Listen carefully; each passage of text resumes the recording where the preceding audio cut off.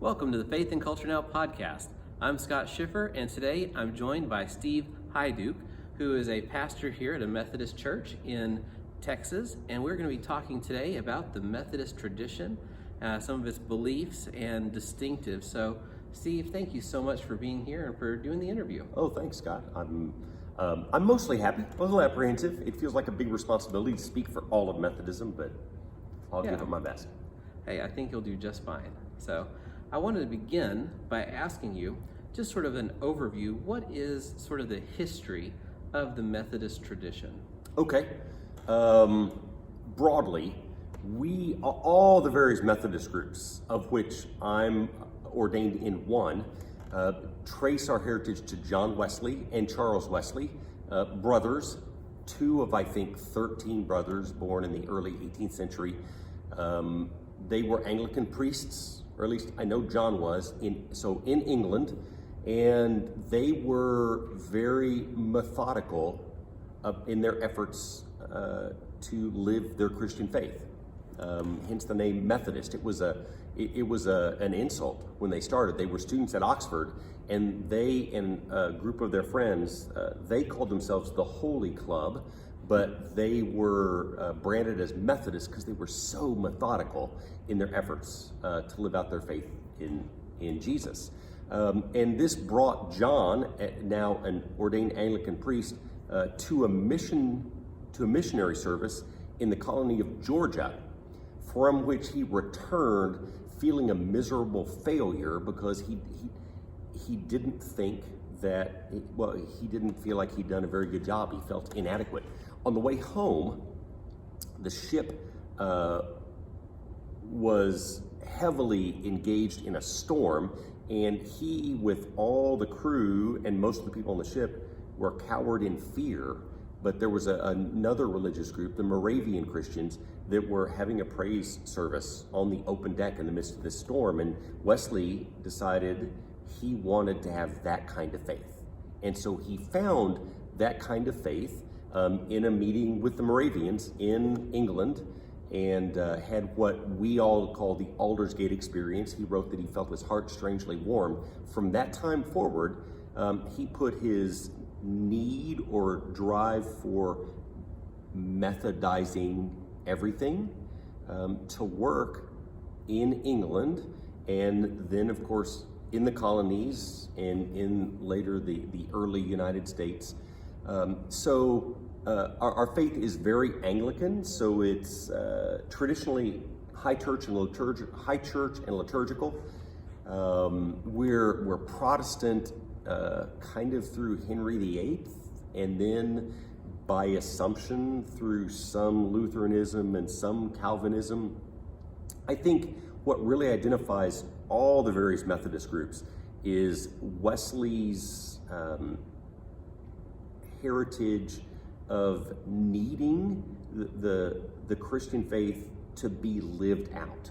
Mm-hmm. That as much as he was such an intellectual and actually had a stand built for his horse so he could read while he's riding horseback from town to town in England, so he could read almost constantly, yet he's also responsible, some scholars say, for leading the movement that saved England from the kind of revolution that France had, because of all the hospitals and schools and work with prisoners that Wesley and his followers felt compelled to do in their efforts to live out their Christian life.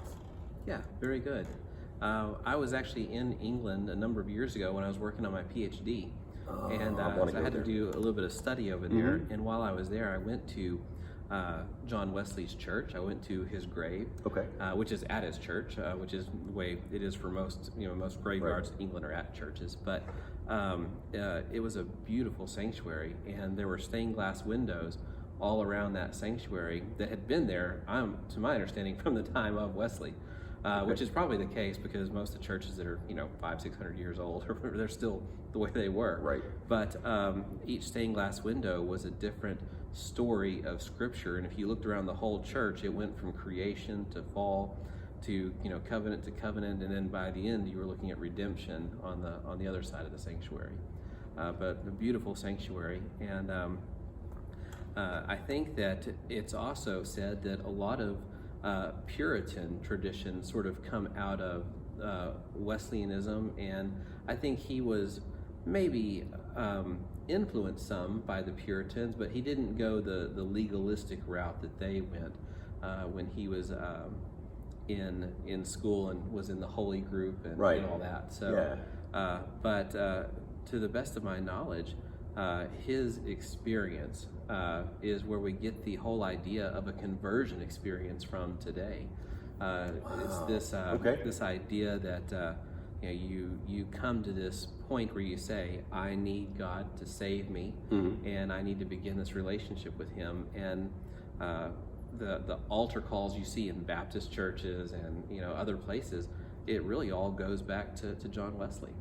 Yeah, he had a tagline in a lot of his preaching of inviting people to flee the wrath to come. Interestingly, though, because I can't argue with anything you've said, so he had this Aldersgate experience that is generally referred to as his conversion.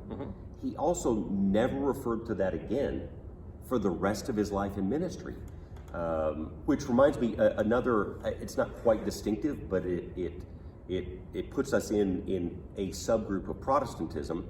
We baptize babies, but we also recognize believers' baptism, and we tend not to rebaptize. But there's a story I remember that Wesley told, that he was confronted by some people of the Believers Baptist tradition about his stance on infant baptism. And so they gave him this hypothetical. Well, you wouldn't expect somebody who was baptized as a baby to be able to count on that single experience when he's 30 years old to hold his justification. And Wesley's response was, no, I wouldn't do that, but neither would I expect someone who's baptized at 20 of his own free will to have nothing between that experience and when he's 30 and count on that experience, which I don't think it really argues between believers' baptism and infant baptism. I think it's more about his insistence on the decision making a difference and bearing fruit in one's life. Yes. So as you grow in your faith, you hopefully become closer to the Lord, and you continue becoming more like Christ. And so, I think hopefully most Christians that are say 30, who were Christians at 20, don't look back and go, well, I haven't done anything in the last 10 years. Right. So I'm sure there are some that do, but that shouldn't be the goal for anyone. Agreed. So so speaking of infant baptism, yes. What are some of the other distinctive beliefs of the Methodist tradition? Okay. Oh, wow. I expected this question, even gave it a lot of forethought, and now in the moment I'm fumbling.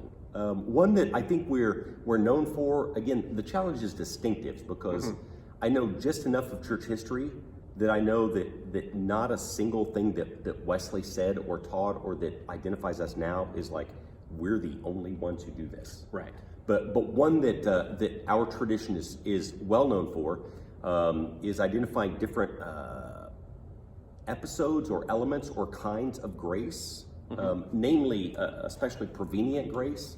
I think this was Wesley's answer to Calvin's to the extremes of Calvin's, or extreme interpretations of Calvin's predestination. So prevenient grace, again, Wesley didn't create this. He got it from his wide reading. Is the idea that none of our relationship with God is at our initiative.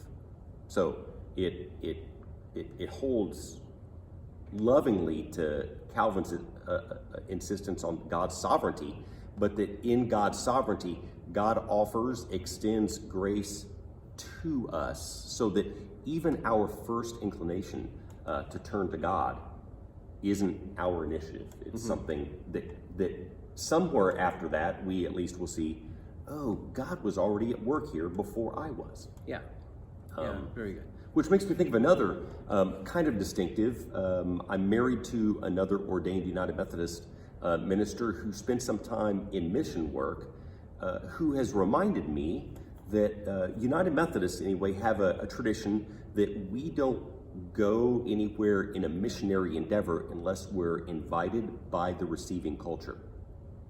And this helps us, it kind of acts out that we recognize that God's already at work around the world, and that it protects us maybe from getting a savior complex of we're going to take Jesus to anyone. Because I know every mission experience I've had, even if I've started with some of that savior mindset, I've been just overwhelmed to find that God's been at work here, before I got here. So I bring Jesus with me, but it's not like Jesus hasn't been there before. Yeah. You're not saving the people. Absolutely. God's the one doing the saving, and he's chosen to bring you in on the process. Is Agreed. Kind of the idea. Which you also mentioned, so you're married to another Methodist I am minister, indeed. Yes. which means the Methodists ordain both men and women into We the ministry. do. Yes. Wesley himself, Wesley didn't ordain women. Wesley only ordained, as far as I know, two people, Francis Asbury and Thomas Coke. He ordained them and sent them to the newly born United States. And so something else that identifies in people of the Wesleyan tradition that we don't always like is we have this maverick tradition that, well, if something's not going right, then we'll kind of do it our way. Wesley himself had no intention of ever leaving the Anglican Church, and yet he didn't, within his church, have the authority to ordain, yet he did. So he also authorized and sent preachers to the colonies, but especially around England, and he sent women preachers. Now, for some reason, our particular denomination, and I don't know the whole history from the 1800s to now, but we decided in 1947, I believe, we again legalized, if that's the right word, the ordination of women. Yes, yeah. Yes. So renewed the practice. So yes, we've been ordaining women in the Methodist Church since 1947. All right, very good. What about maybe some views that the Methodists have on, say, like the Lord's Supper? Oh, sure. So we've talked some about baptism. We recognize two sacraments, baptism and the Lord's Supper. We practice in this area, in the southern United States, we typically share the Lord's Supper or Holy Communion or the Eucharist the first Sunday of each month and other special services throughout the year. I went to seminary in Kentucky, and in that part of the U.S., communion was generally observed once a quarter. So, which brings me to another thing that I'll just put in parenthetically. Methodism, I think, tends to want to find and fit the culture. So my theory, and I haven't done any study, just this is anecdotal, is that Methodists in Texas are more like Baptists in some ways than Methodists, say, in New England. Yeah, so in our regular practices, but wherever we are, we observe two sacraments, again, baptism and communion. According to our church law and our practice, ordained elders are the only ones authorized to administer the sacraments. So again, for clarification, my wife Rachel is an ordained deacon, not an ordained elder. So being ordained as a deacon in the United Methodist Church does not come with sacramental privilege. Interesting. So we don't do that. And this is a curiosity question from my part. Do Methodist congregations get to call their own pastors, or is there a higher governing board that sends pastors where they feel like they need to go? Oh, sure. The basic unit in the United Methodist Church. So the United Methodist is one of several Methodist bodies. In the United Methodist Church, of which I'm a part, where the basic unit is the annual conference. There are, I don't remember now how many in the United States, and dozens or so of others around the world. And that's the basic unit of which it's occupied or overseen or governed, if you will. Governed, any number of local congregations within that. Typically, an annual conference, every annual conference is headed or chaired or led by a bishop. Bishop is not an additional ordination in our tradition. It's just some elders are selected, and they are then consecrated bishops and then appointed to an area. So pastoral appointments then, I'm appointed as an elder, I'm appointed to a church. Our current church law says that once I'm ordained an elder, I'm guaranteed an appointment at a church someplace, as long as I'm in good standing, until I choose to retire. And now my appointment here is made by the bishop, but it's in consultation with the church and with myself. So there's a consultation process, but I guess where the rubber hits the road, or what it comes down to, is it is the bishop's decision. Bishops like to do that because they know churches and people in ways that fit local congregations and needs and interests and gifts of individual pastors. Yeah, very good. Well, you already mentioned that you only do mission work where you're invited, but what are some of the big social issues that the Methodists are typically known for being a part of? Okay.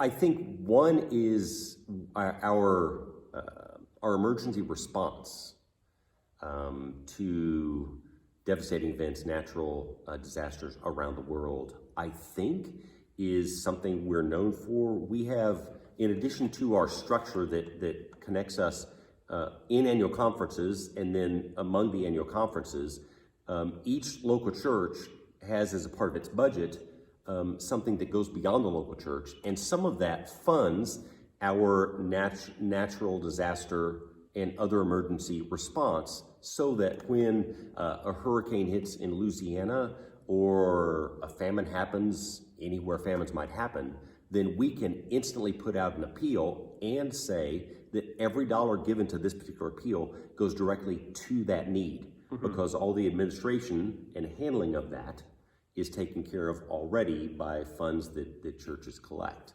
This particular congregation has a strong history of that. Our youth have been going out in summer mission trips, except for the pandemic year, every year for more than 20 years. We have a body of adults who are trained in emergency response. So we like to, I guess, pay attention to the needs that we see and hear around us. Yeah. We think that one thing that identifies Methodists is our love of food. I mean, I've heard jokes about how, like, a symbol that represents Methodism is the casserole dish. I think a lot of my Christian brothers and sisters, and even people of other faith, probably see themselves that way.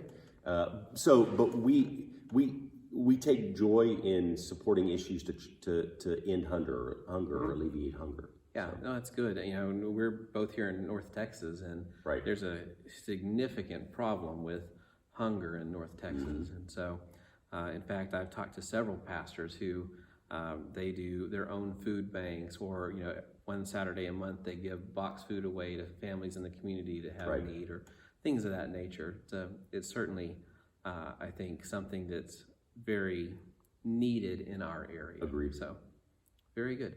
Well, what are some reasons why someone would be interested in maybe joining the Methodist denomination? What's appealing about it? Almost anything has, I think, a good side and a bad side. One of the things that we're infamous for is you will hear even Methodists and non-Methodists say that Methodists just believe that God is nice, so we should be nice too. That we have a much deeper and firmer and much more solid theology and history than that.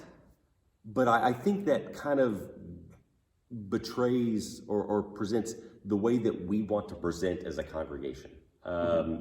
United Methodists tend to want everybody to see that we are open and accepting.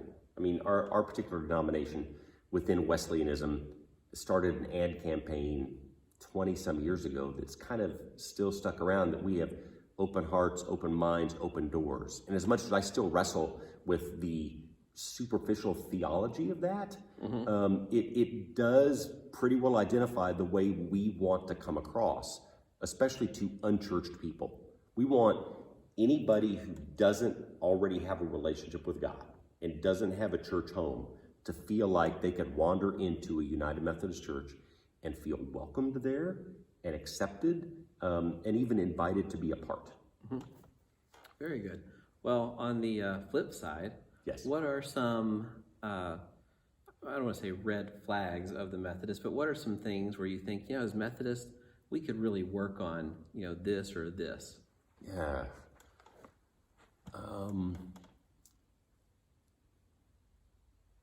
I think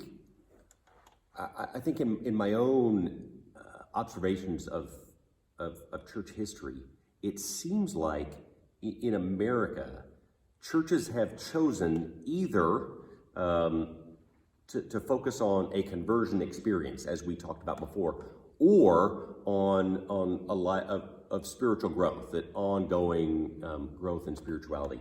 The Methodism, I think, or I'll call this side discipleship. So we have conversion and discipleship. Now, I think any Christian, especially talking to a podcast, would say that there's no separation between those two. But when I was in high school, I had two good friends that had grown up in a Baptist tradition, and they were some of the most sincere, deeply faithful people I've ever known. And they were baptized 3 times in the couple years I knew them. Because in that tradition, the conversion experience was super important. Now, in case it sounds like I'm talking down about that, in my own tradition, sometimes there's no talk about conversion or making a decision for Christ at all. So we sometimes look like we aren't interested in making anybody decide to accept Christ and make a profession of faith. And sometimes we have forgotten about that in the interest of having an intent to help people grow in discipleship. Yeah. And the fallacy of that is you can't grow in what you haven't started. So that makes perfect sense. I think with the, I grew up in a Baptist church as well, and I knew several people in high school that also got baptized a few times. And I think that the emphasis on conversion is good, but sometimes the overemphasis makes people think, but what if it wasn't real the last time I did it? Right. And so then they start thinking, I've got to get baptized again because I know I believe now.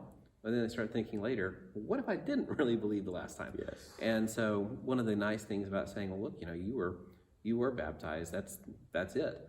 Is that you can then sort of hopefully from that help people understand. Everybody goes through times of spiritual drought. Everybody goes through times where they think, am I saved? Or do I believe in God? Or whatever, It's good to question our faith. But we don't want to question our faith to the point of our faith crumbling. We want to question our faith, but hopefully in doing that, we come to the conclusion, based on the fruit in my life, based on the way I believe, based on the way I feel, based on what's happening around me, it looks like I do have that relationship with God. And so getting baptized again shouldn't be necessary, but discipleship is always necessary. It doesn't matter if you've been a Christian for 5 years or 55 years. You need discipleship.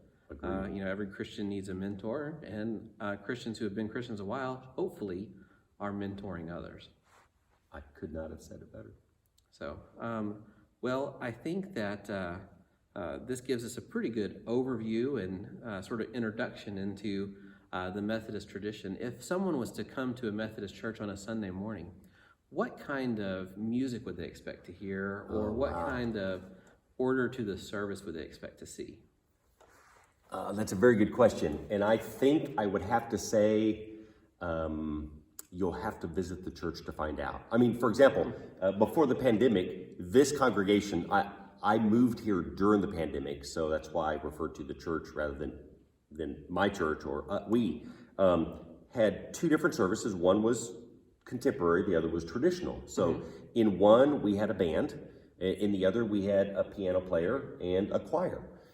We now have one service, and we have various instrumentation. And in the service, we usually have some hymns and some more contemporary music. I'm blessed to have a 25-year-old on staff, so if we sing something from the 70s, 80s, 90s, or even 2000s, I have somebody to look over and say, hey, is this an old song or not? Because I don't know where the line is. So typically, though, we'll have some liturgical order of worship, regardless of what kind of music we have. Having said that, you can find, if you're in the United States, within reach, that you can find a United Methodist Church that will have a service that is ordered very much like any non-denominational church. So that makes sense. And so I had a friend growing up who was Methodist. Okay. And I think if I remember correctly, they oftentimes recited a creed at the end of their worship service. Do you guys do that? Is that still a thing that the Methodists do? Or it is. In fact, we don't always. Although when I've been pastor and led services for a while in which we didn't have a creed, I would hear about it from some folks. So we just recently shifted from saying the creed early in the service to saying it as a congregational response after the message. And so the service is nearer the end than the beginning, but the confession of faith, or the affirmation of our faith, is then it's used as kind of the first steps towards energizing us to go back out into the world. So yes, we typically have a creed. Very good. Well, I really appreciate your time today. I know that those who are watching or listening appreciate your time and getting to learn from you a little bit about the big picture of the Methodist denomination. So Steve, thank you so much for your time. Oh, absolutely, Scott. It's been my pleasure and a privilege to be a part of this. Well, for those of you guys at home, as always, we appreciate your taking the time to watch or listen, and we will see you again next time on the Faith and Culture Now podcast.